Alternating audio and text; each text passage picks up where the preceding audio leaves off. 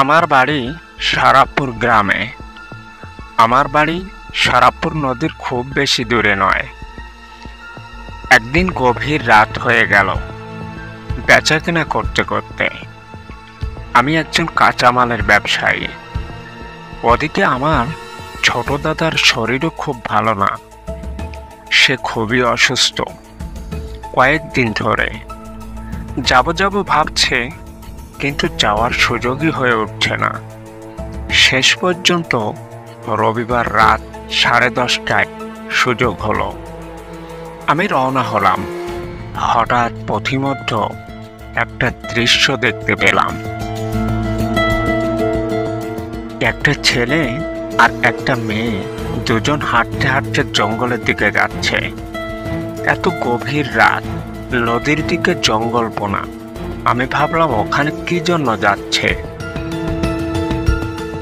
আমি তাদের পিছু পিছু ধাওয়া করলাম।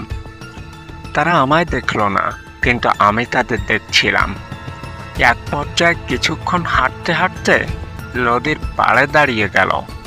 আমি দেখলাম তারা উভয় নদীর পাড়ে দাঁড়িয়ে একে অপরের সাথে কি যেন বলছিল।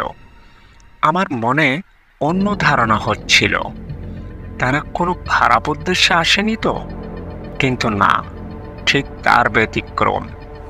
তাদের ভিতর যে যুবক, সে হঠাৎ চোখের সামনেই হাওয়ায় পরিণত হলো। আমি ভীষণ ভয় পেলাম যে আসলে এরা তো কোনো মানুষ না। আমি ভয়ে কাঁপা কাঁপা হয়ে তবুও দাঁড়িয়ে রইলাম দ্বিতীয় জনের অপেক্ষায়, যে সে কি মানুষ না অন্য কিছু। আমি দেখতে পেলাম যে এরা দুজনেই কেউ মানুষ ছিল না। যুবতী মেয়েটি ওখানে কি যেন করছিল মাটিতে বসে। অনেকক্ষণ পর উঠল এবং আস্তে আস্তে নদীর নিচে নেমে আসলো। তারপর আমি দেখলাম পানির আবরণ তাকে ঢেকে ফেলল। আমি খুবই ভয় পেলাম, তবু সামনে এগিয়ে গেলাম। ভাবলাম কি ঘটছে দেখি।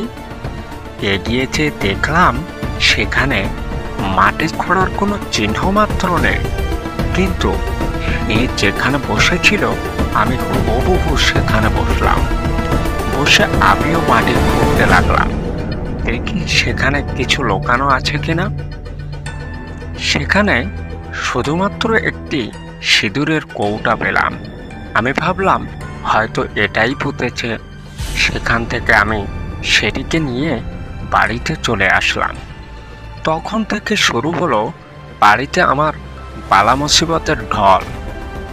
আমি ভাবলাম ওই সিঁদুরের কৌটার জন্য নয় তো।